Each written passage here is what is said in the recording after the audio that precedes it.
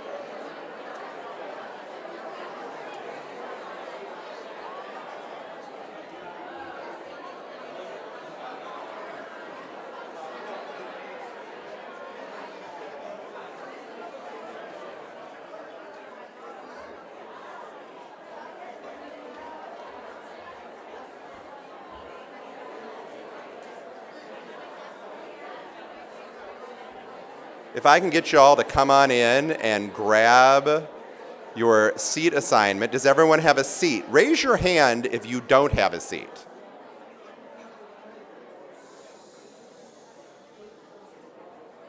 All right, everyone has a seat. How wonderful. Well, good evening. It is so nice to see you all here for such a wonderful occasion. While I was preparing my remarks, the term hine matov came to me, and how good and how pleasant. And how good and how pleasant that 250 of us tonight are here gathered to honor such wonderful individuals in our community.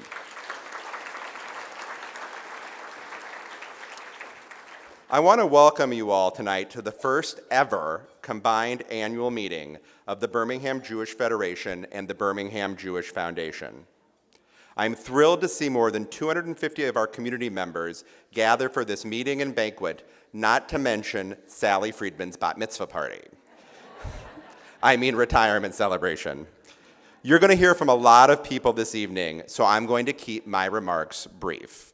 Before we get started, there are a few thank yous I must bestow, with more thank yous coming later from our event chairs.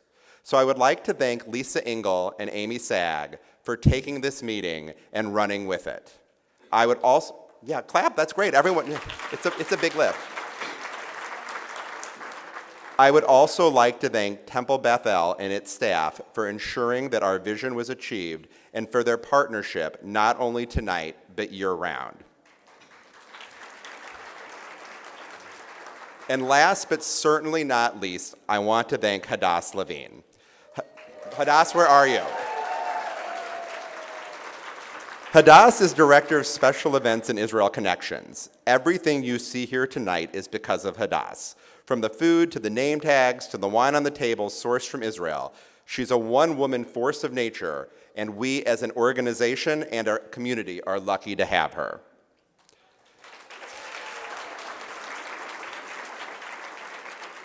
I want to thank our sister city delegation from Rosh Hashanah.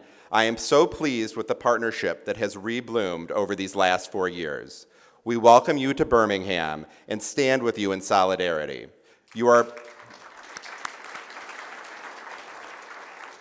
our brothers and our sisters weighing heavily on our minds. We thank God that He has brought you safely here to Birmingham and continue to pray for you, your families, and the nation of Israel. Tonight, you will see a table set in honor of those in captivity, now in day 107. We will not rest until each one is brought home. Am Yisrael Chai. Please join me in our delegation from Rosh Hashanah for Hatikva and the Hamotzi.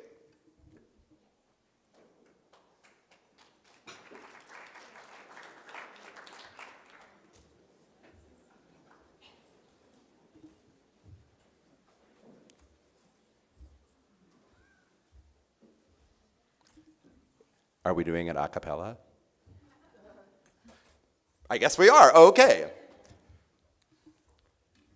Kol baleva penima nefesh Yehudi homia ufate mizra kadima ayin letzion Sophia Od lo avda tikvatenu adoikva bat shnot alpayim liodam chofshi be'artzenu eretz Zion Yerushalayim liodam chofshi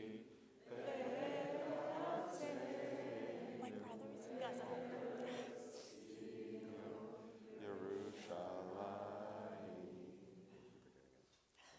Okay, I believe there's some sort of bread on the table. If you'll take a piece and raise it, we will do hamotzi. Baruch atah Adonai Eloheinu melech haolam hamotzi lechem min haaretz. Amen. Thank you to our delegation from Rosh Hashanah. Before we start our program, a little diversion this evening. Our own Lisa Engel has just returned from a women's solidarity mission in Israel. Before we get to the business at hand, I have asked her to share a reflection with you here tonight. So it is my pleasure to bring a beloved member of our community up to speak, Lisa Engel.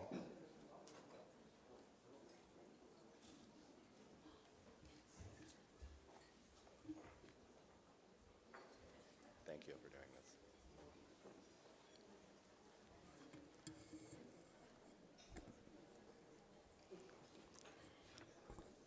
In Judaism, it is taught that bearing witness is not passive.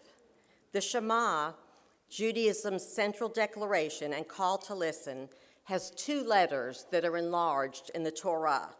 The ayin in the word Shema, listen, and the daled in the word echad, one. The two letters ayin daled spell the Hebrew word for witness. It is our sacred obligation to listen, to bear witness, not to look away, and after bearing witness, to respond. I just returned from a JFNA Women's Solidarity mission to Israel, and it is my sacred obligation to bear witness to you. I wrote about this trip in Danny's Friday email, and I hope you'll take the time to read it and receive the sacred words that I've offered to our community. Today, I'd like to thank you for allowing me to bear witness again. In the short time that I have tonight, I'd like to share one woman's account of October 7th. For her, it was a day of horror and a day of miracles.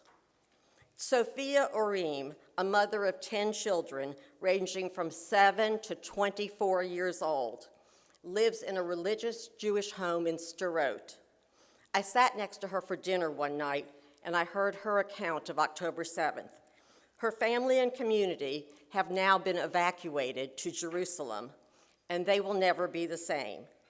All are determined to return to their home in Sderot once again, but they must feel secure before they will leave their temporary hotel residence in Jerusalem.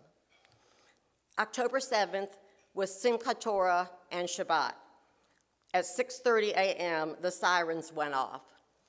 Living in Sderot, they were used to this happening and gathered the family quickly in the safe room. They were confident that this was a routine precaution. Soon quiet prevailed once again. Sophia's husband, Yossi, left to go to shul. Her older son also left to go to yeshiva. But he soon heard that there was a terrorist attack and came home to warn the family and get a gun. When Yossi got to shul, he also heard about the terrorists, and he left to go home. He was unarmed. On the way home, Yossi saw a man walking past, and immediately, as usual on Shabbat, he said, "Shabbat Shalom." In return, without warning, the man took his gun and shot Yossi 9 times. Yossi fled towards home, and the terrorist ran away, still shooting his gun. With blood pouring out of Yossi's mouth, Sophia did not know where the gunshot had hit. She thought it was his shoulder. She screamed for the children not to come downstairs and for them to call 911. Calling emergency services several times in panic, the family was told that ambulances were not allowed in the area because of terrorists, and if they could, they would try to send a doctor. Sophia was desperate. She tried bandaging Yossi to stop the bleeding. She told her husband with conviction and fervor, "You are not going to die. You are going to dance at the wedding of our oldest daughter." There was a knock at the door, and unsure whether to open it, Sophia felt like she must take the risk in order to save Yossi's life. 2 men she didn't know stood there and said, "We are good men, and we will take your husband to the hospital." Sophia prayed they were indeed there to help. They took a closet door off the hinges, laid Yossi flat, and carried him to the car. There was no room in the car for Sophia to go with them, and there were still terrorist militiamen throughout the community. Although Sophia was torn, her children needed her. The family remained in their safe room for hours and hours and hours, not knowing if they would live or die. Sophia kept her children calm. She's a teacher, and she kept them calm playing long games like Monopoly. Meanwhile, in shul, the men saw that death too could be imminent. They chanted the Shema and the Vidui, the final confessional prayers. But with divine providence, according to Sophia, the terrorists finally left Sderot and moved on. At least 50 people have been killed, and dozens more, including Yossi, were wounded. At least 1 hostage from Sderot is still in Gaza. The next day, Sophia's parents came to evacuate the whole family to a hotel in Jerusalem.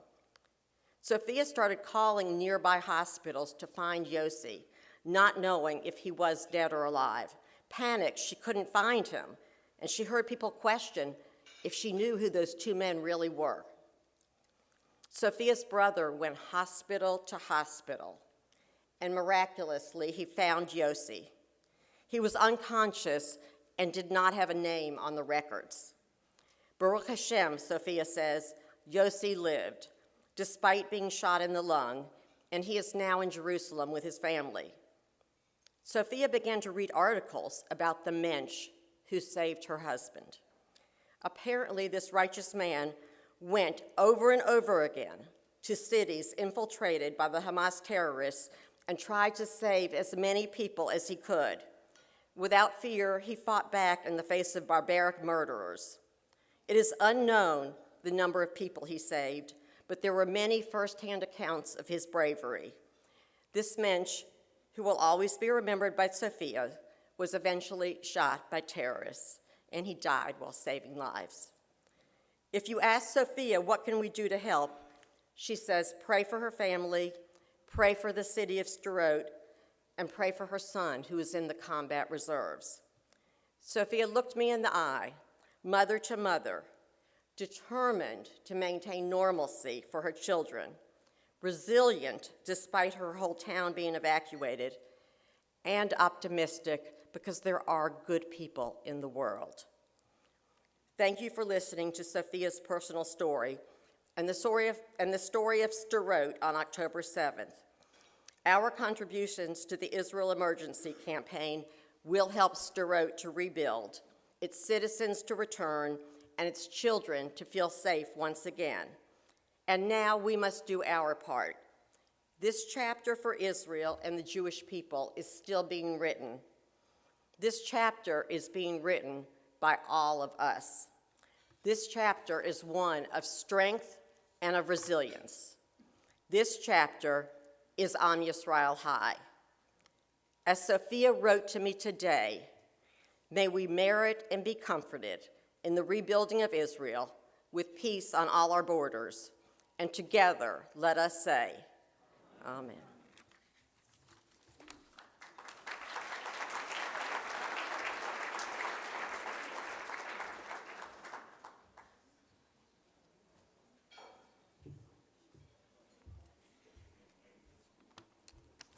Hello, I'm Jack Aylen, president of the Birmingham Jewish Federation. Thank you, Lisa, for bearing witness for what you experienced in Israel about what happened on October 7th. Let me add my greetings and congratulations to our honoree, Sally Friedman, and our award recipients, Adrian and Julian Brook, Sherry Krell, and Sarah Schaefer. We're so lucky to have these individuals in our community. As in the tale of two cities, last year saw the best of times and the worst of times. The horrible tragedy of the Hamas attack on Israel affected us all in the diaspora deeply, yet we continue to exclaim, as Lisa said, Am Yisrael Chai, the people of Israel lives. The tremendous needs in Israel as a result of the attack and ensuing war in Gaza led the Jewish Federations of North America to initiate an unprecedented Israel emergency campaign that has so far raised almost $800 million going directly to Israel's social service agencies. In our community, $1.6 million was donated to the cause, with 30% of the individual donations coming from our non-Jewish friends and supporters. This took place at the same time as our annual campaign, and we still were able to meet our $2 million goal. Since the onset of the war, our CEO, Danny Cohn, has given over a dozen interviews to local TV and radio stations, explaining what the conflict means to us as Birmingham Jews and putting the war in context of the larger Israel-Palestinian conflict and Israel's struggle for a peaceful existence. Our Jewish Community Relations Committee has provided crucial programming for our youth to give them the tools to counter misinformation they may hear at their schools and to stand up to anti-Semitism. So I want to thank all of you for your generosity and for the time you have spent supporting the work of the Federation. I also want to thank our dedicated staff who have been working extra hard since the beginning of the war, keeping us updated, working on the emergency campaign, handling the media, all while dealing with the strained emotions we have all felt since October 7th. Of the many other positive things our Federation accomplished last year, we sent 28 people on Federation-sponsored mission trips to Israel. 2 shlichim, young Israeli emissaries, spent part of the year with us. BBYO has been revamped for our teens. And last year, we were also able to finalize the integration of the Birmingham Jewish Foundation and the Federation. This has led to a more streamlined granting process while lowering the overhead of both organizations so more money can be sent to our grantees. I and Danny and the Federation Board believe that further integration with our agencies is vital to the long-term health of our community, and we will continue to work towards that end.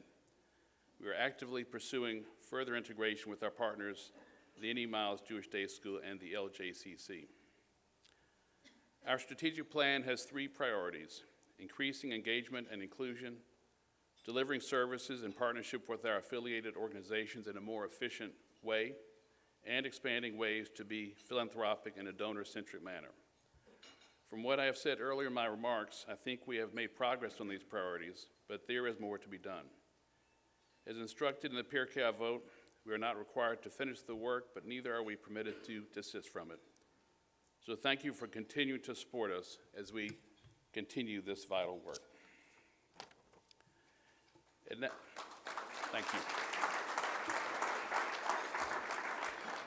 Now we're going to move on to the Birmingham Jewish Federation Board installation. I would like to introduce the newly elected members of the board.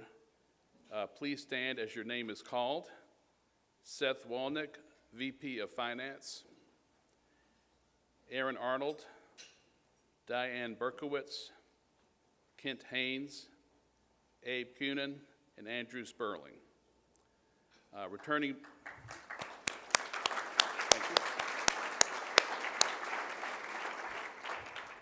Returning members are me as president, Cheryl Kimmerling, president-elect, Scott Gawant, VP of Personnel, Sarah Schaefer, VP of Community Impact, Steve Green, VP of Fundraising, Amy Sag, past president, Alan Weintraub, foundation president, Steve Royal, VP of Security, Barbara Ayland, Jeffrey Baer, Elise Brobst, Stephen Kornblum, Gary Cutter, Lisa Engel, Nancy Gerdeke, Jerry Held, John Kimmerling, David Nelson, Daniel Odrezin, Joel Piasek, David Romanoff, Andy Sag, and David Scher.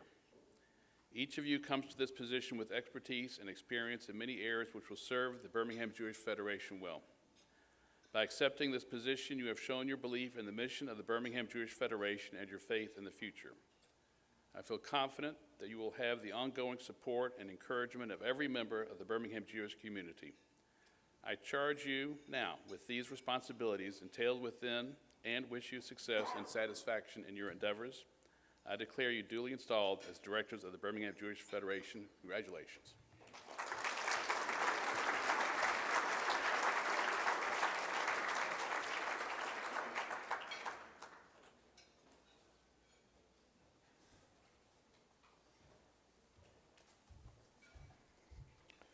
Good evening. I'm Alan Weintraub. I'm the president of the Birmingham Jewish Foundation, and please go ahead and start on your first course. The salads are on the table. Let me just say, I would be remiss if I didn't first tell you how wonderful it is to see so many people here tonight. With so much tsuris in the wider Jewish world, be it anti-Semitism or war, having this celebration here tonight together is just that much more meaningful. In the words of Rabbi Avraham Kook, in times of darkness, righteous people seek to add light. All of us at the Birmingham Jewish Foundation will continue in our mission and to be a source of light in the darkness. We will continue to care for those in need, educating our young, enriching Jewish lives here and across the globe, and reaching out to our neighbors. From the beginning, 2023 was planned to be a year of change. We knew that the baton would pass from Sally to Sarah Gottlieb, and we knew that we would integrate the foundation back office functions with federations. Sally was hired in April of 1984, and since then the foundation has been Sally's baby. And while many people can be credited with its success, I feel strongly that Sally has been the driving force. And she has done it with others, one relationship at a time. She knows this community like few people do, and she cares. And she cares about Israel, and she cares about the Jewish people. She cares about our Jewish history, and she cares about our Jewish future. Sally is an institution, Sally is an inspiration, and Sally has enormous influence on people. To illustrate her influence, Sally retired at New Year's, and a mere 10 days later, Nick Saban followed her right out the door. The Birmingham Jewish Foundation and Birmingham Jewish Federation have had a long, close working relationship, and building on that, our organizations have successfully integrated our administrative functions and staffing while keeping separate identities, tax status for the foundation, and 2 separate boards. We will continue to honor all donor commitments and provide more efficient use of community resources. I want to thank Cynthia Tobias, our immediate past president, Sally, Sarah, Danny, Joel Piasek, Lisa Engel, David Scher, and of course, all of those who serve on the Federation and Foundation boards, and the countless others who have been working for years behind the scenes. You made the right but often hard decisions and made the integration a success, and our community is indebted to all of you for your leadership. You did more than just create an efficiency success, you also created a roadmap for others. With our new people and new administrative structure, all of us at the Birmingham Jewish Foundation pledge to you that we will continue in our mission and strive to add light to the world. I would like to introduce the newly elected members of the board, Foundation's board. Please stand as your name is called and remain standing. Daniel Odrezin, Mark Schaefer, Stuart Usden. And now for our returning board members, me, President, Aaron Nelson, Vice President, Linda Barstein, Treasurer, Steve Altman, Secretary, Cynthia Tobias, immediate past President, Jack Aylan, Federation President, Frida Centaur, Gary Cutter, Lisa Engel, Jacob Halpern, Jerry Held, Ginger Held, Jack Levy, Marjorie Perlman, Rick Roth, Steve Royal, Amy Sag, David Scher, Eric Siegel, Danielle Weintraub, and ex officio Cheryl Kimmerling. By accepting this position, you have agreed to be stewards of the largest reservoir of Jewish charitable funds in our community, and your role is pivotal. Our community has entrusted this board with the wise oversight and administration of their charitable donations. In fulfilling this trust, I ask you to embrace the responsibilities of our board, be an unwavering advocate for the foundation and its goals. Your dedication and leadership shape the quality and reputation of the Birmingham Jewish Foundation. I declare you duly installed as directors of the Birmingham Jewish Foundation. Mazel tov. Thank you all for your commitment to securing and supporting the well-being of the Birmingham Jewish community. Thank you.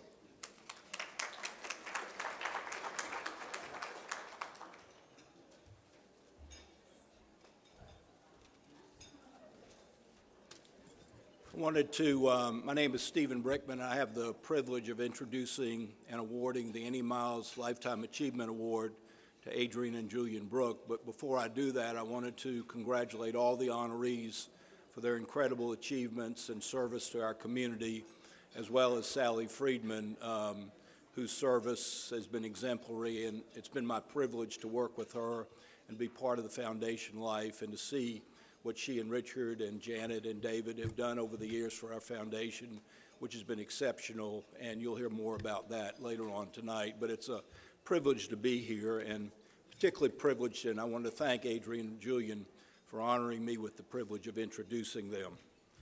Adrian and Julian Brooke are role models for Jewish life in this community and the ideal recipients of the Annie Miles Lifetime Achievement Award for their generosity, vision, leadership, and concern for the future of our sacred community.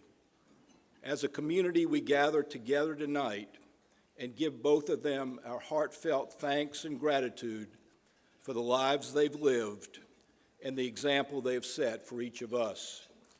Through their gift, the Brooke family name and the Birmingham Jewish community are inextricably linked and bound together in perpetuity, committed to the future of this warm and wise and generous community. But it isn't the external trappings of success that you can read in your program tonight that solely define the lives of our honorees. Rather, it is both their heart and soul and deeds and actions for conservative Judaism, Hadassah, the state of Israel, and this community, as well as their compassion and knowledge, generosity and caring that are the measure of a life of lives well lived. Here are some examples. Adrian and Julian were visionaries, understanding from their work at NSA and after that our future was linked to computers and technology long before many of us knew how to spell the word computer or understand the impact technology would have on our lives. Despite his mild manner, Julian is a flashy dresser, unashamedly wearing vests of unique color combinations, shapes, and hues that are definitely one of a kind.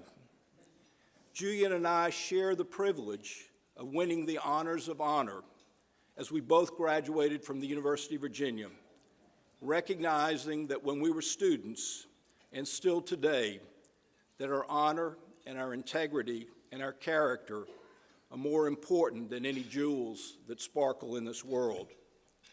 Adrian and Julian innately understood deep in their soul the historic significance and meaning to the Jewish people and civilized world of October 7th.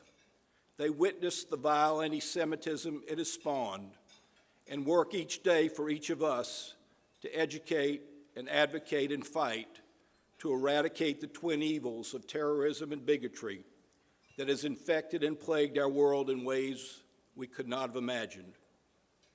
Adrian and Julian's love and devotion to each other and their children and grandchildren are so apparent to all who know them.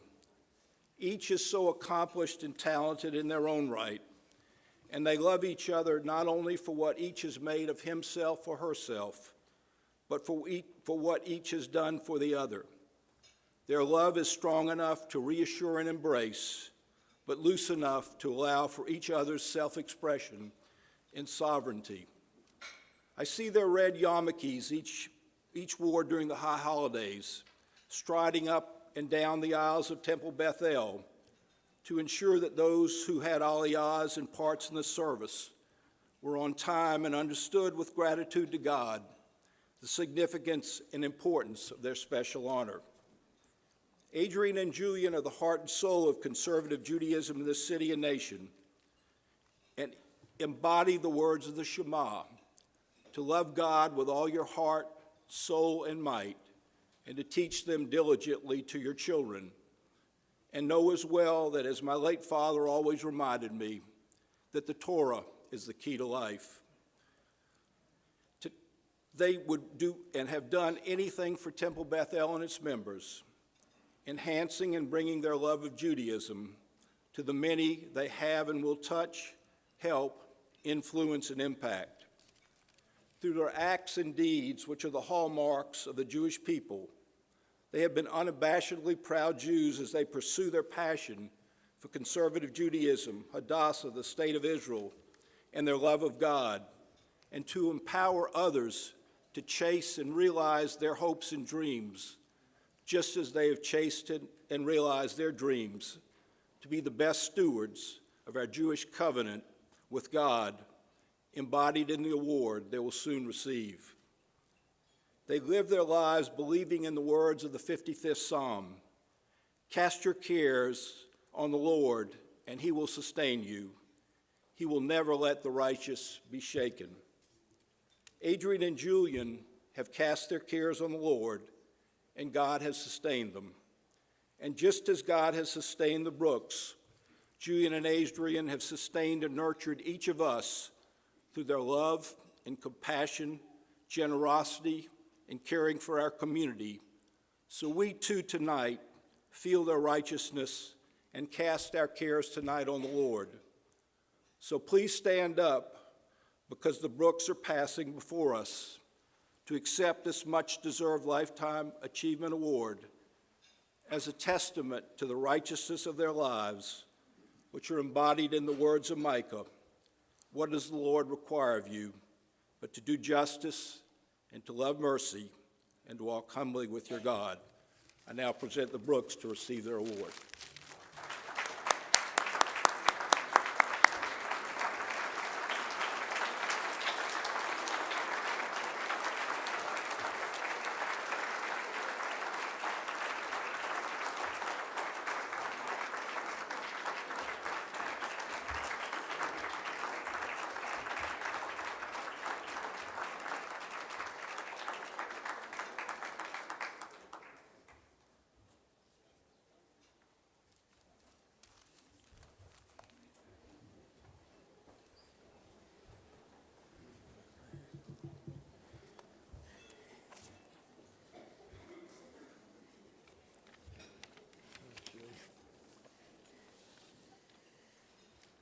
Well, good evening.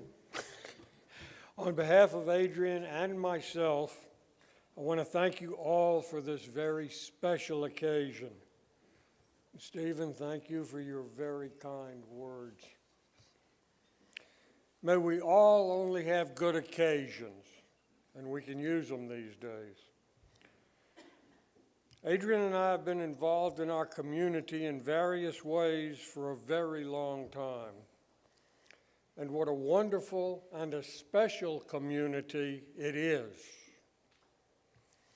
I was going to reflect on that, and then, just last weekend, an event and occasion here at Bethel, the installation of our Rav, friend, rabbi, actually was a great community event. Many of you were here to help Bethel and our community celebrate together. Many of our members, friends, and guests remarked on and talked about just how special our Birmingham Jewish community is. In fact, my ginger recently did an interview with This Is Alabama. She spoke about Alabama and Birmingham and some of these same themes. My friends and teachers, Rabbi Nori and Rabbi Hinken, spoke about it extensively last weekend. We can't all be wrong. It is a special community.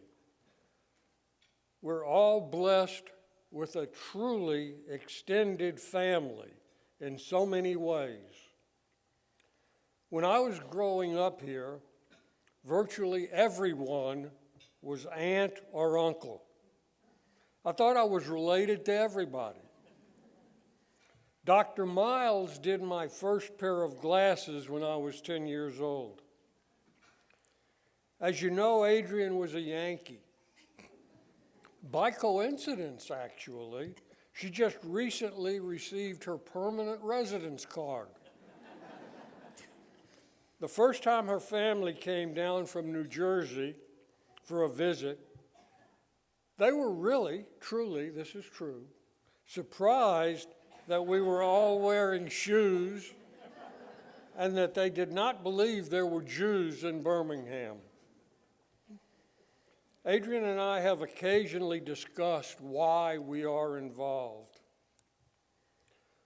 We believe that if you think something is important and worthwhile, how can you not be involved?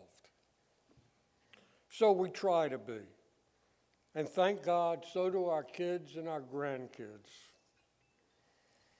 Some of you know that my favorite quote from Pirkei Avot is Rabbi Tarfon's. He said, "You're not required to complete the task, but neither are you free to neglect it.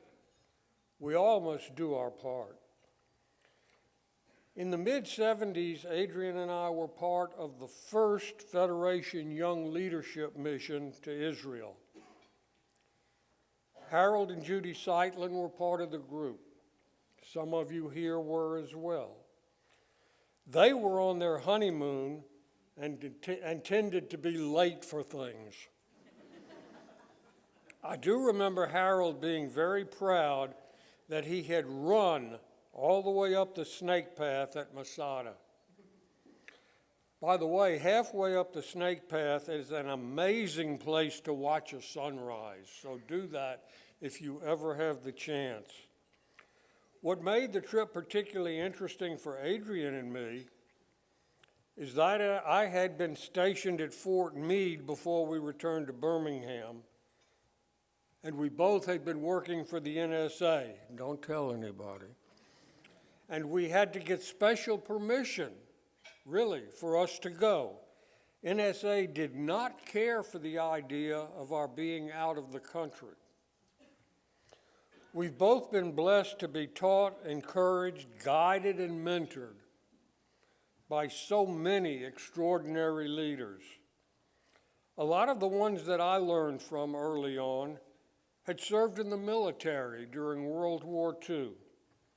And they brought that training, experience, and skill home with them. They truly inspired and taught so many of us. We learned leadership skills and the very important future leader development and nurturing. And Adrian also worked with and learned from many of our outstanding mentors as well. I'll tell you a secret. I have a list of the wonderful friends who have mentored, taught, encouraged, advised, and guided me in so many ways over the years. It is actually an active list. It is still growing, and I add to it not infrequently. Many of them are gone now. We all miss them greatly, but others come along as well, and I add them to my list. However it happens, we are blessed and fortunate with them. It's an honor and a privilege to be with such an amazing group of honorees. Sally, one of my guides for so many years, and Sherry and Sarah. Kol hakavod, yasher koach. And the board members being installed, thank you as well. We certainly can't forget them. Quite a group. Wow, really. Thank you all so very, very much.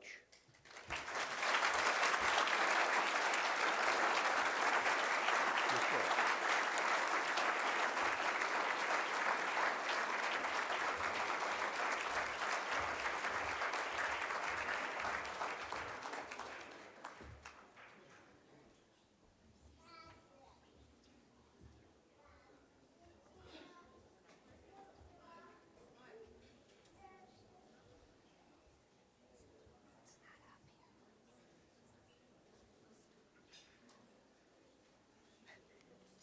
Did somebody happen to take my speech? Because if so, we're in for a long night.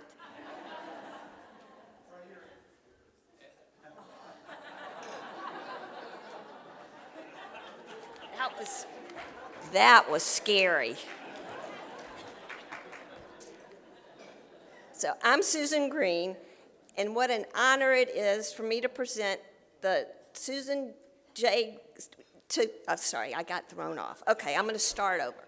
What an honor it is for me to present my good friend, Sherry Krell, with the Susan J. Goldberg Distinguished Volunteer of the Year Award. I can't think of another person more deserving of this award than Sherry. As Jack mentioned, Sherry and Jimmy are returning from a trip tonight, and their flight doesn't get in until later this evening. I, for one, think this is Basheret, because if you know Sherry, she would hate hearing all these praises she will receive tonight. So while the cat's away, the mouse will play. To my knowledge, there isn't a job Sherry's been asked to do that she hasn't said yes to other than soliciting. Sherry takes older adults grocery shopping, drives new immigrants from Afghanistan to school, tutors at the Any Miles Jewish Day School, and drives the upper school students to volunteer at CARES. She delivers groceries to people through CJFS and stuffs mailings for the Birmingham Jewish Federation and the Hart Gallery. Once a month, Sherry co-leads the Shabbat morning walking group at Temple Beth El, and she helped design and implement the curriculum for the civil rights experience at Temple. Sherry participates in the MLK Day of Service with grace and humility by picking up garbage in an effort to beautify Birmingham city neighborhoods. She has a deep love for Israel and has devoted countless hours to the Israel World Jury Bureau and Partnership Together committees of the Federation. Please note that this list is quite long, does not include any of the committees or boards Sherry has served on to enhance our Birmingham community. She chooses to participate in these activities not for networking opportunities or for self-promotion, but because she believes in giving back. Her parents, Suzanne and Howard Bierman, have instilled in Sherry a deep yearning to repair the world, and I know that through her actions, her children also understand the significance of Tikkun Olam. Sherry told me recently how fortunate she feels that Jimmy has afforded her the opportunity to volunteer. I could go on and on singing Sherry's praises, but out of respect for her, I think I'll end here. Susan Goldberg was one of my closest friends, and I can't think of a worthier recipient to honor Susan's legacy than Sherry Krell.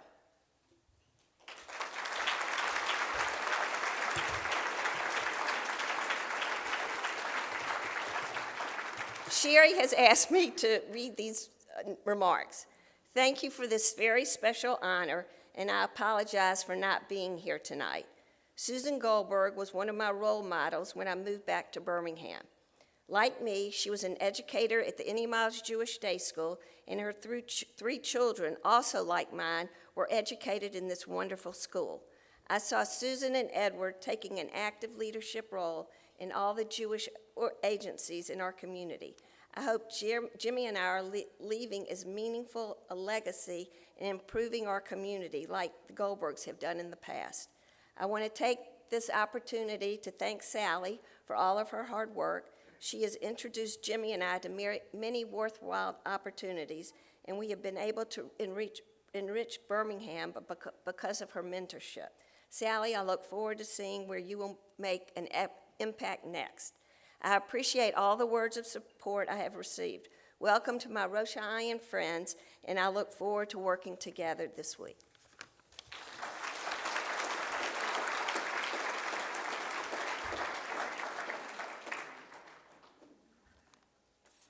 Can't forget my award.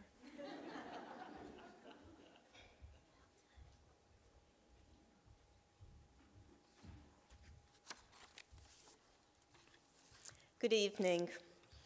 What an absolute joy and privilege it is for me to be here tonight and introduce my daughter, Sarah Elise Steinberg Schaefer, to you. Obviously, you all already have gotten to know her, and evidenced by honoring her with the Joni Plusbear Young Leadership Award this evening. I want to tell you a few more things about Sarah. Sarah is compassionate. From an early age, Sarah innately felt and was aware of people. She has a unique ability to see you, to hear, to listen, and seek to understand what you are saying. When you are in Sarah's orbit, you are graced with this feeling of being alive because you are fully seen. Sarah not only sees and feels people, but she does not hesitate to take action. She does what needs to be done, and very often she does what others are reluctant to do or to say out loud. Sarah understands the concept of tikkun olam intimately. If something is wrong, Sarah wants to fix it. If someone is in pain, Sarah wants to make them feel better. You see, Mommy? Yes. Sarah is that person who sees those individuals on the side of the road. And you all know who I'm talking about, those people we pretend not to see. Sarah not only sees them, but she carries health bars in her car, and lately has been carrying out hand warmers to pass out to them. That's Sarah. And some of you may know of Sarah's special connection with children, as we see tonight. We used to call her the child whisperer because she's always understood children. For many years, she was the most sought-after babysitter in Charleston. So when Sarah learned about child life specialists, it was no surprise that she leaned into it and applied and was accepted to the most prestigious child life master's program in the country at Bank Street. Sarah also seeks to connect with people, with her community. In Pirkei Avot, Hillel said, "Do not separate yourself from the community." Sarah has always recognized and valued relationships and her community, both locally and internationally. The friendships she made when only 2 years old at Addlestone Hebrew Academy are the same people that she went to summer camps with, that she spent a year in Israel with, and that she's danced in each other's weddings. They are still dear friends. Growing up in Charleston, Sarah was active in Synagogue Emmanuel and Young Judea programs throughout the year. When she attended Porter-Gaud School, she participated in almost every extracurricular activity offered. From before school started till after school, Sarah was part of the community. And here in Birmingham, she's never hesitated to seek, to connect, and embrace this community. Thank you for recognizing and embracing her too. Rabbi Moshe Davis said, "A candle is a small thing, but one candle can light another and see how its own light increases." Sarah, you are such a light. Your father, your brother, I, your entire family, we're so proud of you and love you very much.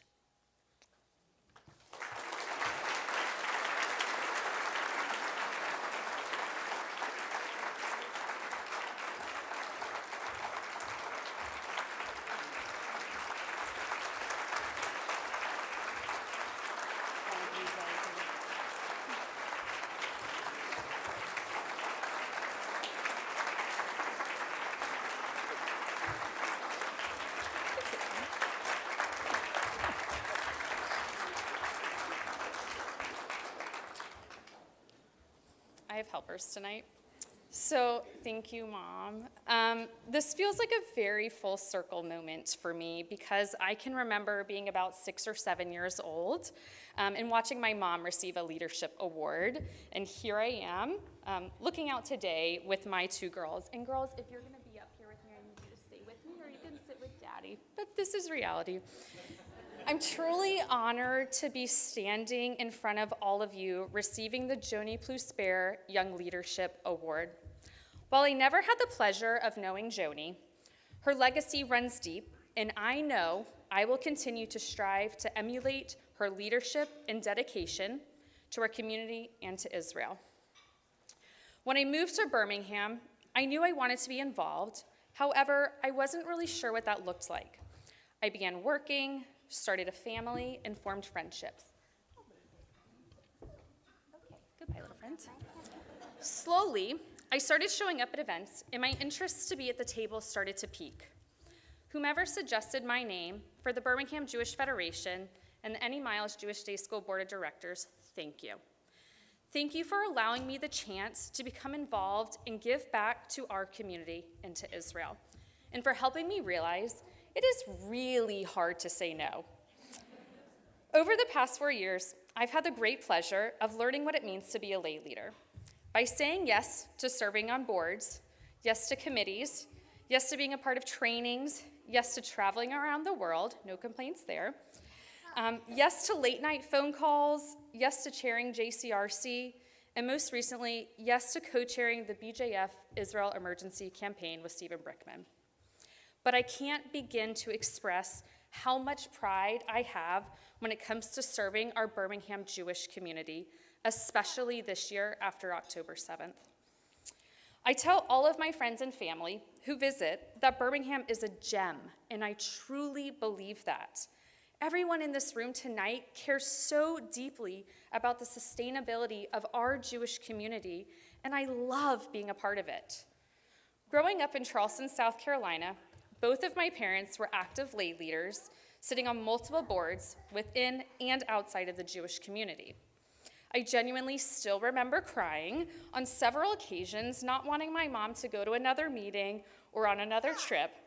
And here I am again, reliving it from the other side. Fortunately, it didn't have a negative effect on me, and it was quite the opposite. It fostered my love of involvement and giving back, as well as for Israel. So Libby and Maya, I hope that one day you also pave your own path in whatever Jewish community you end up in. Mark, thank you for pushing me forward and always supporting my involvement, regardless of how many meetings and phone calls are involved. And to all the award recipients tonight, Julian and Adrian, Sherry, and to Sally, Mazel Tov. Sally, your devotion to this community and the Birmingham Jewish Foundation over the past 40 years is nothing short of amazing. Thank you so much.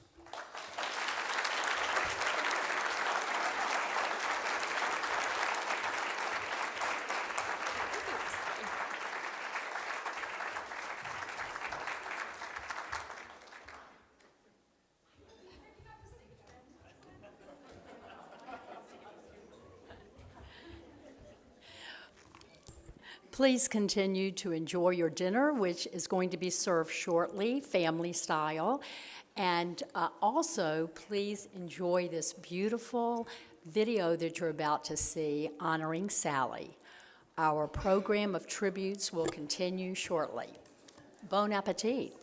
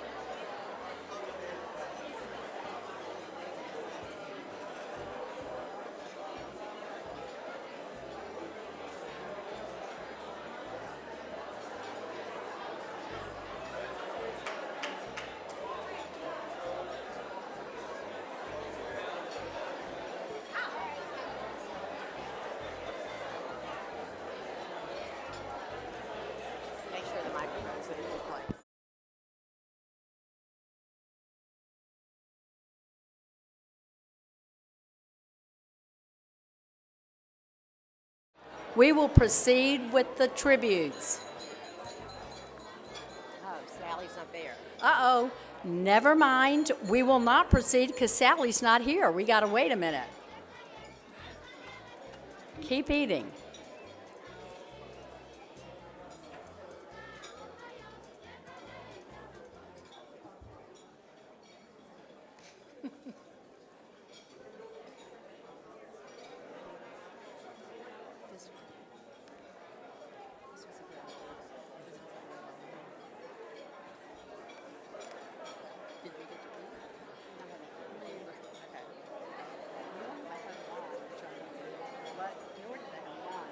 I had like 2 sips. It looks good. Yes. And it's great. Everybody needed this. That's what Steve, right. That's what Steve Britton said. Smile. Yeah. And it's true. I mean, it just, God works in mysterious ways. I do think our community is very something it's just very good because it's a lot of planning, it's a lot of work, but I think people like coming together. And it's nice having you. It is nice having you. Gospel. Versus just gospel. Oh. Versus. And I think we're doing okay. We're doing okay. But that's going to be done by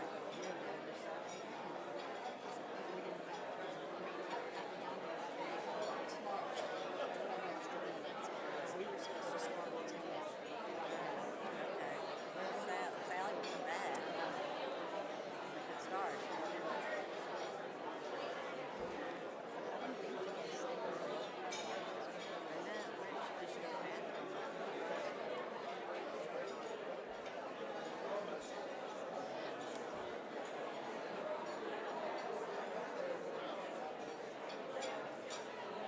I'm just standing here because that light's in my eyes.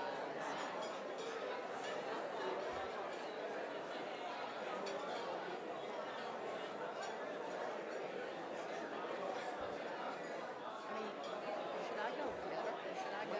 Janet should go get her. I mean, And it looks like Reward's not there either.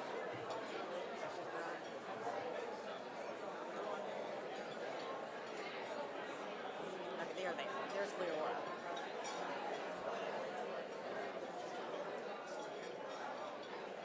I know, there's nothing we can do.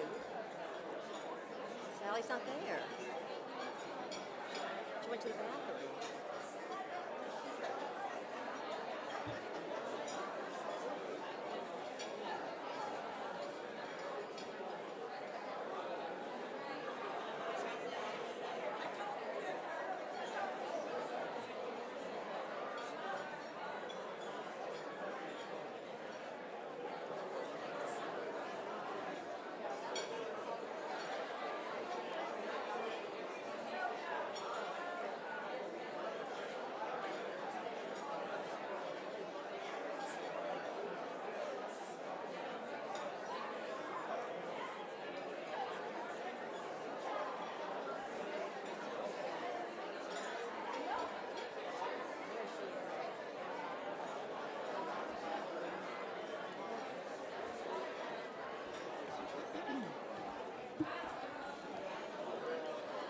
Okay, good evening. Everyone, if you could be quiet now. Thank you.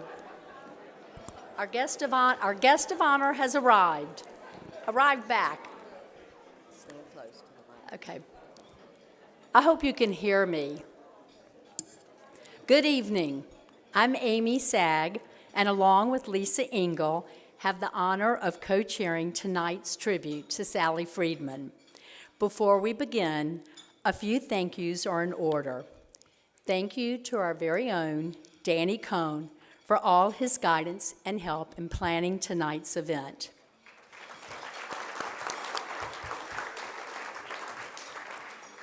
We want to give tremendous thanks to Federation professionals Reva Kulinen, I don't know where everybody's sitting, Susan Green, and Hadass Levine for their vision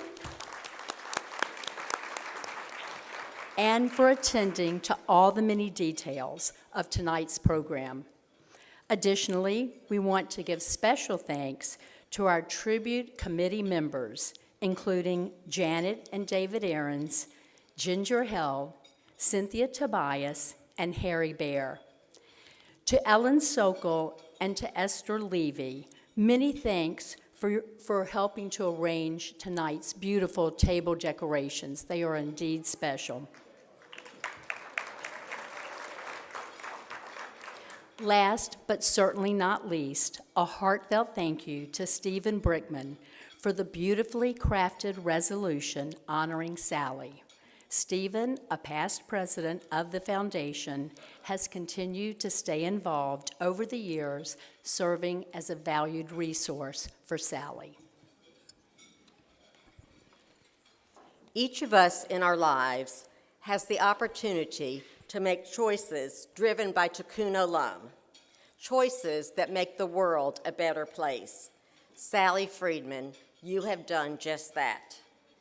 While your life, God willing, is far from over, tonight you can reflect on achievements that not only enriched our Jewish community locally and globally, but also our broader community. Your relentless and dedicated work literally has improved the lives of thousands of people from Birmingham to Ukraine to Israel and to so many points in between. Although times are daunting for Jews, as you conclude your remarkable 40-plus year career as executive director of the Birmingham Jewish Foundation, you can take great satisfaction that through your work, you have helped strengthen the Jewish people throughout the world. You helped build the foundation to ensure that we could support Jews in times of emergency. That emergency is now. And with your career-long focus, the foundation is ready and is responding. For me, though many of you have known her longer, the Sally Friedman story begins in January of 1981. Sally, still a Federation volunteer at the time, was one of the co-chairs of a BJF Young Leadership mission to Israel. My husband Alan and I, in our early 20s, were two of the youngest people on the trip. As Sally taught me about Israel, I was inspired by her passion and knowledge and wisdom, and I proudly made my very first Federation gift. That passion I got from Sally has stayed with me, motivated my continued involvement and giving, and really has led me to be standing here in front of you tonight. Thank you, Sally, for your great impact on my life. Little did I know that just a few years later, when her family business where she was working would close, that Sally would be recruited by Hal Abrams and Harry Bear to become executive director of the Birmingham Jewish Foundation. At the time, the foundation had about $400,000 in assets. Sally had no experience running a charitable foundation, but Hal and Harry seemed to know that Sally had a blazing Jewish heart, a formidable intellect, and a tenacious work ethic. Still, we never could have imagined that over the course of Sally's career, the foundation would grow into an entity with more than 500 funds, 37 million in current assets, and another 20 million expected in the future.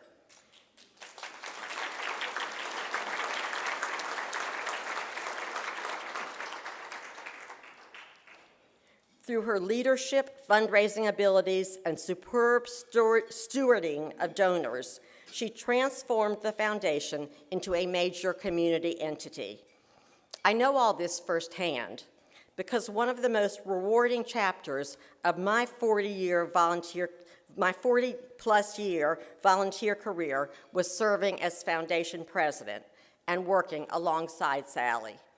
I learned that her optimism guided everything that she did, both in good and difficult times, and that for her, all donors are important, regardless of the size of their gifts. Sally, what was the highlight, one might ask you now? The highlight for me, we think you would say, was the privilege of getting up every day, doing something I believed in, for a community that I love, and a cause that I will carry in my heart forever.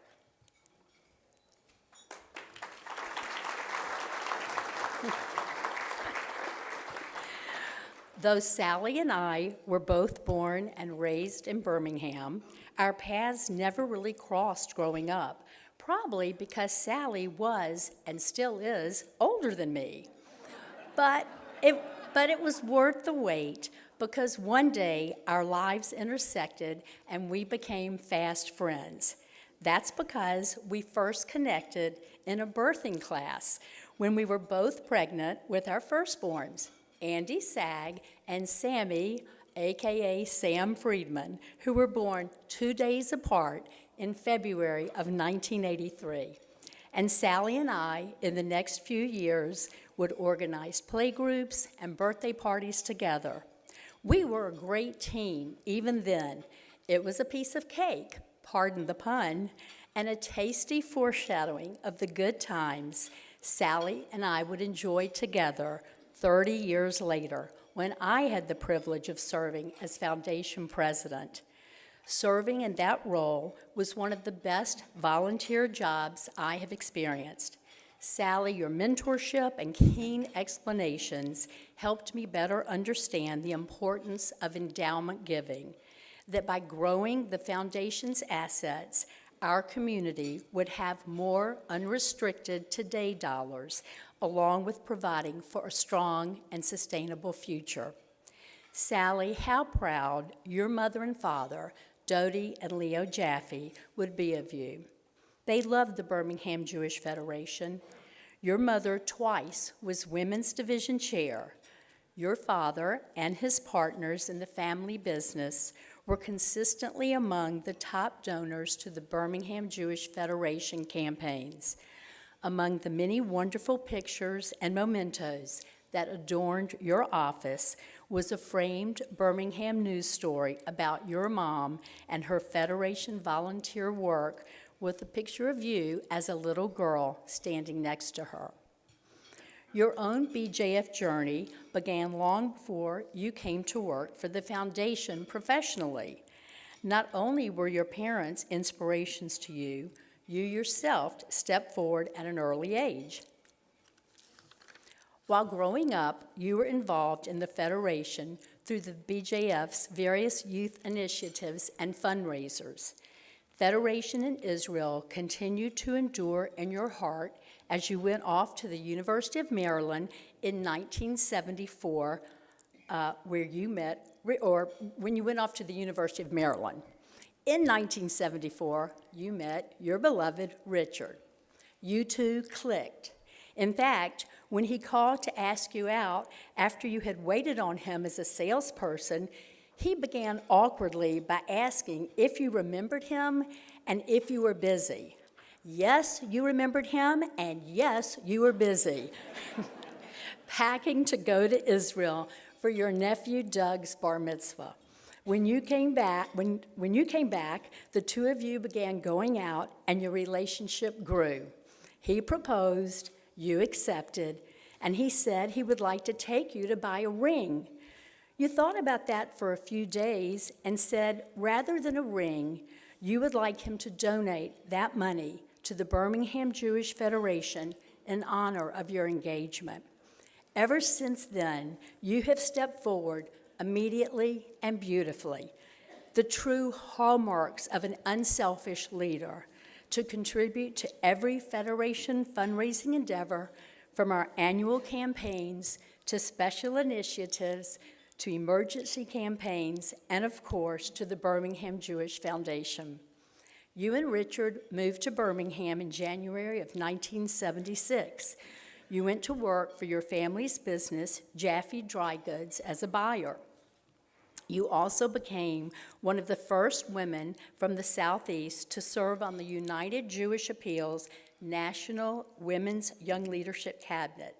After becoming foundation director, from day one, you brought passion, smarts, and purpose to the job, though by your own admission, you did have a lot to learn, which you did brilliantly and beautifully as your career unfolded. Sally, we could spend the rest of the evening recounting your achievements, but here are just a few of the highlights. You played a pivotal role in establishing the Foundation's N.E. Miles Lifetime Achievement Award, which has been a catalyst for securing millions of dollars for our community's future. You were among those who played key roles in igniting the partnership between Birmingham and Rosh Hashanah, a partnership that would become a model for the nation and one that still endures today.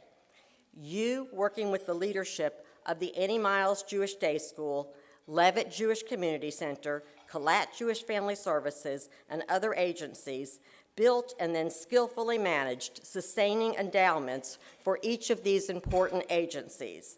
You were a leader in creating scores of campaign endowments, which have played a major part in the Federation's annual campaign year after year. Throughout your career, you have been an important community presence, expanding relationships, advocating on behalf of our entire Jewish community, serving as a valuable member of the Federation's Israel World Jewry Bureau, and always telling the Foundation's story. You have been an effective advocate for Jewish camping, and especially for Dream Street, a program that gives young people with special needs the opportunity to enjoy a full camp experience. And as you moved into the final phase of your career, you performed another valuable service.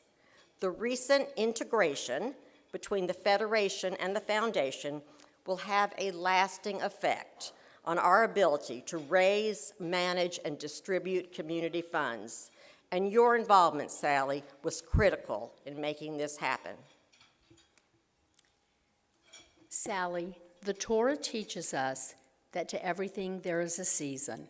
You, Lisa, and I, along with others in our generation, have grown up together. Our bonds with one another have been forged through our collective involvement in the Birmingham Jewish Federation and Foundation. You have been to Israel with many of us, standing arm in arm during times of challenge and times of triumph. Many of us, like you and Richard, are now transitioning into new phases of our lives. Our children have become adults, and I know that you take special pride in the roles that Leora and Brett and Sam and Emily are playing in our Jewish community.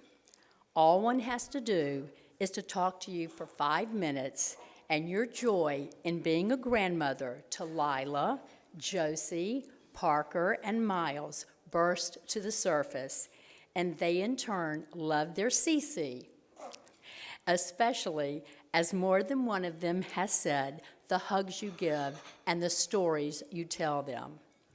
In conclusion, I would like to share the last paragraph of the resolution that Stephen Brickman wrote to Sally, and I quote, "Now therefore, let it be resolved that this entire community, with gratitude to God, speaks with one voice when we open our arms, embrace you, and express our deep appreciation for your singular achievements in miraculously growing our foundation, thus sustaining the long-term future of the Birmingham Jewish community, and to also tell you how much we unconditionally respect and love you for who you are and what you have done for each of us. Your name will resonate as one of our great leaders and live in perpetuity at the foundation that you've built and grown for the betterment of each of us and our children and our children's future. Mazel tov, Sally. We are so grateful to you. Thank you.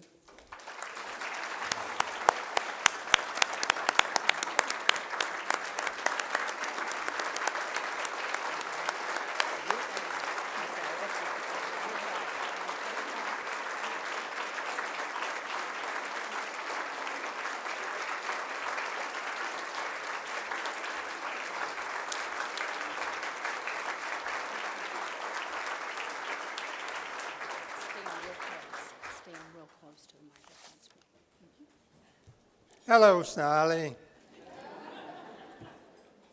I'm honored to speak a few words about you and the Birmingham Jewish Foundation now that you have officially retired. You were the executive for 40 years, beginning in the 80s. I was the president for 6 years in the 90s. I remained for 6 years because you asked me to continue, and I enjoyed our work relationship. Our goal was to grow the foundation to help stabilize our Jewish institutions. I was a volunteer. Your job was more than a job. It was a calling. Thank you and your staff.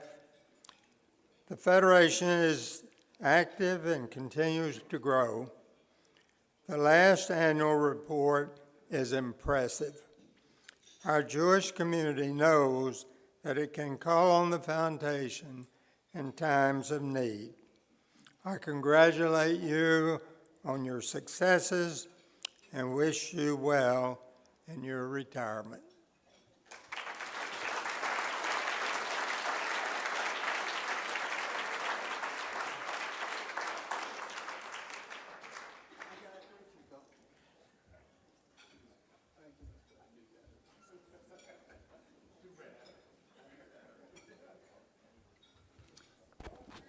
About 41 years ago, I got a call from a person who said, "We want you to be the founding president of the Birmingham Jewish, the Birmingham Foundation, the Birmingham Jewish Foundation." Well, I asked the most appropriate question: what's a community foundation? Tell me. This was a person I could not say no to. So I accepted a job knowing nothing about the parameters, but having some idea of what the future might hold. Well, the first year, we raised almost no money, but thanks to a devoted group of lawyers, tax lawyers, and accountants, we got the framework together to get our tax status and everything else that was needed for the foundation. And we had that in place. We raised a few dollars. Then you know what happened the next year? Boom! Along came Sally. And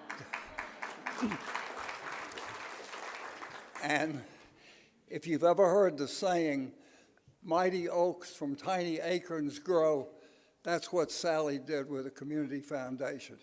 With her enthusiasm, with her wisdom, she took something and made it work, and made it work right out of the box. It was my pleasure being associated with Sally most of my life. I learned something in researching for tonight, my few minutes of speech, that apparently 40 is Sally's lucky number. Sally was with the foundation for 40 years. Sally raised approximately $40 million, and there are approximately 440 funds that have been a part of the Community Foundation that Sally's put together. And one more 40. I think Sally is now 40 years old, too.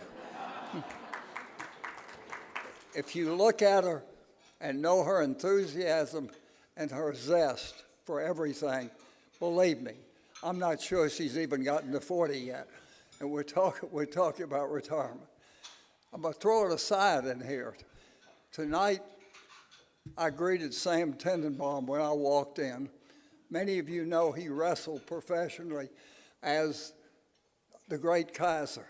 And I thought with Sam, he did a lot of tag team bouts when he wrestled. Now, what in the world has this got to do with where we are today? Because you don't realize that we had the best tag team philanthropy team in the whole United States, and Richard and Sally.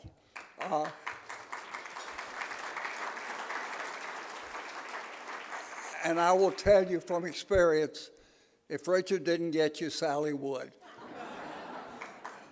I asked Sally about a month ago, what could I say to the community for her tonight in my few minutes? She says, she came up with 5 words. She said, say to them, yes, thanks for the employment. That is so Sally-ish. Sally, I know I'm supposed to say that you're going to enjoy rest and you're going to enjoy a new lifestyle and not having to work, but I don't believe any of that because I know what you are and who you are. And I want you to know that your enthusiasm, your wisdom has just made this community and so many other parts of the world abroad that the Community Foundation has touched so different for so many people. And I think the people here tonight say that to you and show you that, and we are all so grateful for you. Thank you.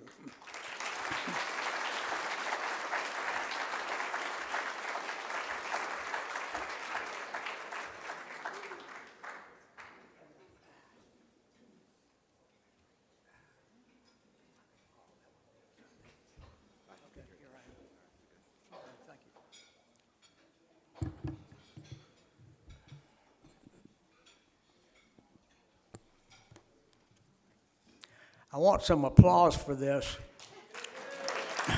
Not yet, not yet. I was asked to talk for 1.5 minutes. Now you can applaud. So, with such a short time, I didn't want to mess up, and so I wrote down 3 words that will remind me of the things I want to talk about. The first word is honorees. The second word is visionary. And the third word is banana. Are you smiling, Sally? First, I want to really congratulate the honorees. I know that you worked hard to earn that. I know you didn't get it just because you've got a pretty face. So I congratulate you on that. When I was president of the foundation, Sally and I took advantage of trips to learn things at the top level, new techniques, what other foundations were doing. And we came back and talked about some changes we could make in the way we were running the foundation. And those changes were visionary. And Sally and I decided on a path to take, and Sally jumped on it and began to change things dramatically and change the course of the foundation. Banana. One thing you have to have in a job or anywhere is the ability to have fun and to laugh. And we did a lot of that. We were doing serious business, but we always took time to laugh. And I just remind Sally that when you need to laugh and you need to smile, just go get your Frank Fleming banana. Thank you.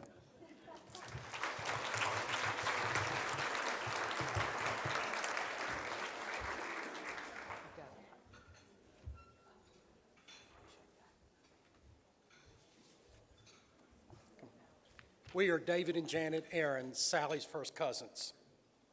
Many moons ago, Sally Irene was begot. She was to grow up in Mountain Brook, smart and quiet, one who obeyed all the rules and was always eating her lunch meal. Would have had to be a full meal, like a lamb chop and vegetables, but she really wanted to eat peanut butter and jelly sandwiches at our house. And when we let her, she made sure to cut off all the crust. You could call Sally a goody two-shoes. And in our world, I'd call her a goody four-shoes. But alas, there was a side of Sally that has come to light. In the beautiful Chiaha Mountains at Camp Mac, there are rows of beautiful Sally and all of us Camp Mac spelled backwards is Camp Mac. And one day in those tall pines, there was a handsome guy from Mobile. His name was Sandy Howard. Rumor has it that two of the counselors saw her smooching. And the word the next day was they maybe even went to the riflery range together. How about that for our Sally? Also, Sally was not one to do layups with Sammy or throw the softballs with Leora. But believe it or not, Sally got best athlete at Camp Mac. There is still a den in the rec hall where Bill Friedman, Martin Scher, and I still roll over laughing. I come into the picture now. Our mothers met when we were little girls. They met at a wedding, and they said, "Oh, we have little girls the same age. Wouldn't it be fun if we got them together someday?" Well, fast forward, I met David, and here I am. My job was to talk about what it was like to work for Sally. And we had many rules that you had to obey, so bear with me. First rule, don't ever give Sally a check or money if you actually want to see those dollars get into the bank. Don't let Sally take any files to her office. They will never, ever, ever be found again under the ton of bleep on her desk. Don't put any important mail in Sally's mailbox, especially if it is a bill. If you can't find what she misplaces, just look everywhere. It might be where she left her keys, her phone, her lunch, her sweater, her bank book, etc., etc., etc. And above all, never, ever use the phone to call Sally if you're in the office. Yelling from office to office works much better. Don't give Sally a document to edit in Word. She'll mess it up and never figure out how to do it. Computers were not Sally's friends. But seriously, we are here tonight to celebrate and honor you for your tenure as the foundation director. All of us here can attest to your diligence, integrity, and honesty at all times. I don't have a glass in my hand, but I raise my glass to you, my boss, our cousin, and our best friend. L'chaim.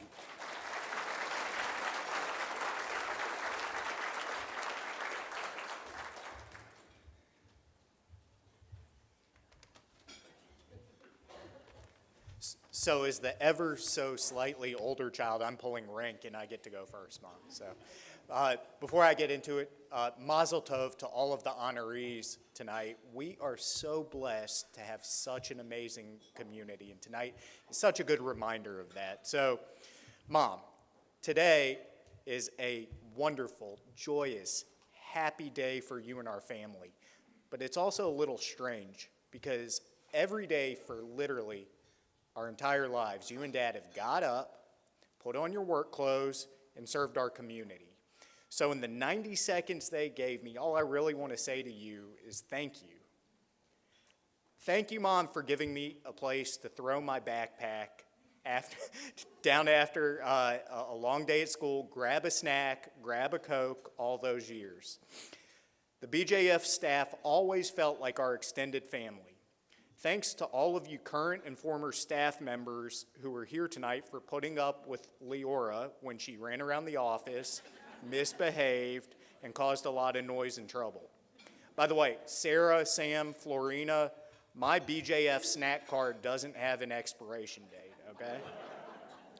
Thank you, Mom, for giving me the comfort of knowing you were under the same roof as my girls when they were at the ECLC and now at the day school, and checking on them once or twice a day.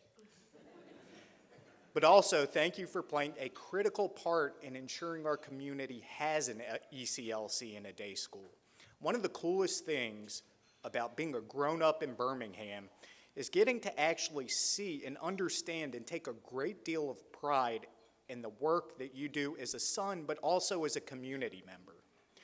I am so incredibly grateful for you building the community we have today and establishing a foundation for the future so our kids will grow up in a vibrant Jewish community like we did. Thank you for teaching Leora and me the value of serving our community. Your and Dad's professional lives have been truly dedicated to the mitzvah of Tikkun Olam, and it's not an accident that we value that in our own lives. There have been a few late-night board meetings where I've kind of not been thrilled that you gave me that value in my life, but I guess that's on me for picking your house.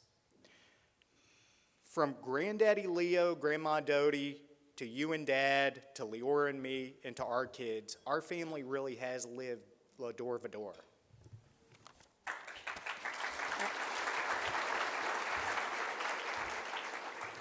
Thank you, Mom, for sharing your love for the Jewish people and Israel with us from an early age, from talking to us about your mom's work in the Jewish community to telling me the details of the raid on Entebbe as a young elementary school student.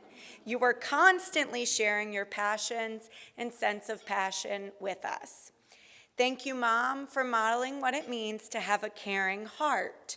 You have always modeled an attention to detail that demonstrates your kind nature. From saving all of the emails from my high school teachers to attending community programs for 40 years while balancing motherhood, you managed to juggle the balls of being a community leader and mother, and constantly you were thinking about other people's feelings and well-being. And thank you, Mom, for being an amazing storyteller. You have entertained 2 generations of our family with your stories about talking animals. And you have told the story of our community and the Jewish people in a way that has left a mark for generations to come.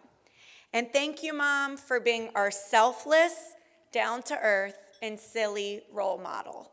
You've taught us so much, including a cluttered desk is the mark of genius, and the importance of gratitude.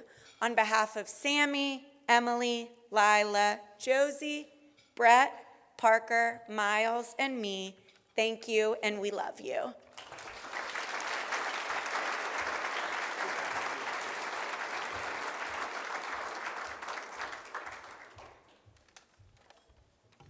Sally, will you join me up here, please?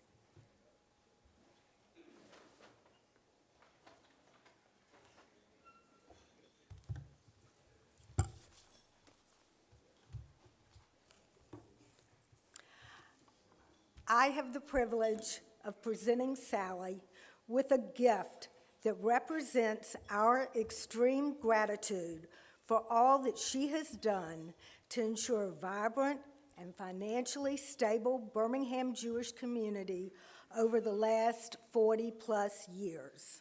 Sally, we have chosen a special piece of jewelry by your favorite Israeli jewelry designer, Ayala Bar.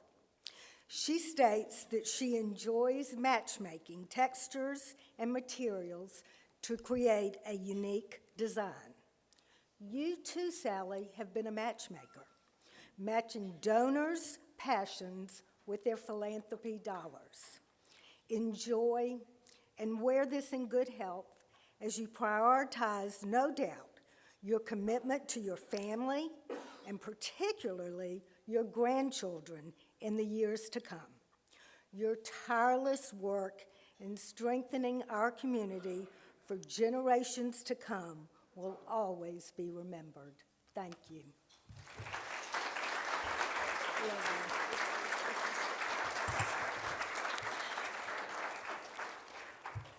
I am overwhelmed, and clearly I'm not smart enough to have worn waterproof mascara tonight, so forgive if there's black stuff running down my face.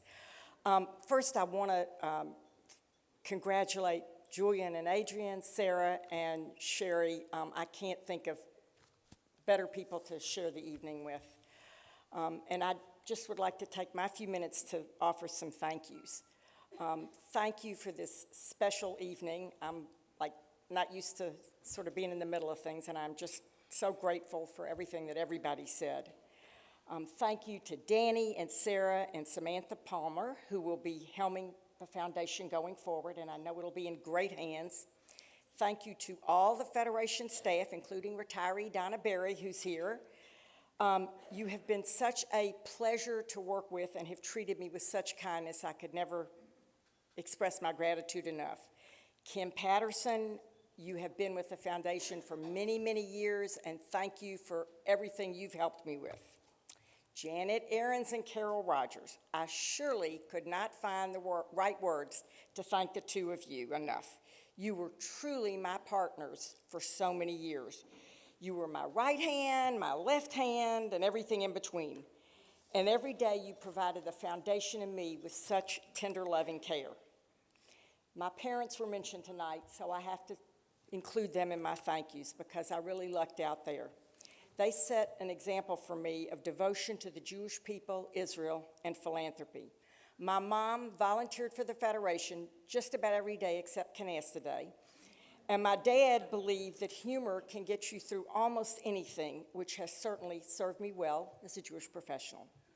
And they both taught me that if you have blessings, you are required to share them. And of course, there's Richard. You are the kindest, most generous, and genuine person I know, and everyone who knows you knows that. I have been lucky enough to be married to you for 48 years and to have worked with you for 36 of those years. I am in awe of what you have done for the Jewish people and continue to do for people, the Jews in our own community, in Israel, and around the world. I could never have done this work professionally 40 days, much less 40 years, without you by my side. I'd like to thank my two incredible children. I am so proud of y'all. I had a lot of time away from you as a parent, and I got obsessed with stuff in my career, but you never failed to do anything but greet me at the end of the day with so much love. And I am so proud of y'all and the people that you've become and what you do for the Jewish people. And thank you for bringing my two acquired children, Emily and Brett, into my life. And I want to thank my grandchildren. Lila and Josie are here this evening, and Parker and Miles, a little too young to come, but you are my inspiration. Although I didn't know you when I started this journey, you are why I decided to work for the Jewish community, the dream of you. And you were already my dream even though I didn't know you. But of course, the four of you are better than anything I could have dreamed up. My fondest wish for you is that you will sit around the Shabbat table with your grandchildren like we sit around the Shabbat table with you. And I'd like to thank all the wonderful volunteers I worked with over the years. To each of my presidents, you each taught me something valuable and taught me so much. And to my 40 boards, each person on those boards came with their own devotion to other organizations and synagogues, but when you came to that foundation, you had the community hat on, and I'm so grateful for that. Thank you to all the foundation donors. You gave me the gift of allowing me and the foundation to help you do great things for the world. How lucky am I to have seen people at their very best. Every one of you added something immeasurable to my life. Finally, thank you to this community for the blessing of doing this work for almost 40 years. I wouldn't call it a job because that sells short what the Birmingham Jewish Foundation and the Jewish community mean to me. I have gotten a front row seat in the history of this community in the Jewish world and Israel. You have given me the great privilege of adding a small pebble to the long path of the Jewish people, and I'm so grateful for that. In closing, I know we face unprecedented challenges in the Jewish world right now, heartbreaking challenges, but the foundation has made me an optimist. I believe in the power of community and particularly the power of this Jewish community. I have no doubt that together we will find a way, and I know we will grow from strength to see Jewish life flourish. Thank you.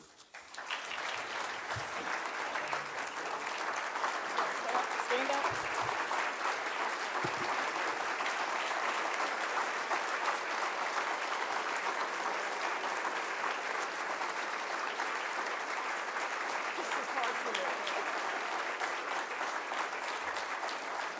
made together over the last 4 years was great. I can't think of a better blessing than having you next to me on a daily basis, learning from each other, from strength to strength. So you think you're going, and we've recruited her for a couple of committees already. And her committee work actually starts tomorrow, believe it or not. But I thank you for welcoming me and my family with open arms and entrusting me to continue with your life's journey. I love you so much, and it has been an honor and a pleasure to get to spend every day of the last 4 years with you. With that, to close, I want to introduce the new executive director of the Birmingham Jewish Foundation, a very hard job to fill, Sarah Cohen-Gottlieb, who will end the evening with us. Thank you. So sweet. Thank you so much. Can I go sit down? No. Almost. We're almost done. You can see the slide behind us is letting you know that it's almost over. We are thrilled at the foundation to have the new Sally Friedman Jewish Youth Fund at our foundation. Sally's desire for this fund was created because studies show that kids who participate in day school, overnight Jewish summer camp, or a transformational trip to Israel are more likely to be active Jewish adults. To those who have donated to make Sally's new fund a reality, thank you. If you want more information, it's on the back. Looks like this. Sally, on behalf of your colleagues, both here in Birmingham, around the world, I present to you your tribute book. I think it's this. I think it's this right here. So there's personal messages in here from Birmingham to Rosh Hashanah to Utica, Mississippi. And finally, Sally, thank you for spending the last 14 months with me, teaching me everything about this community and our foundation. I really appreciate it. And for the rest of you, thank you so much for coming, and I'm Yisrael Chai.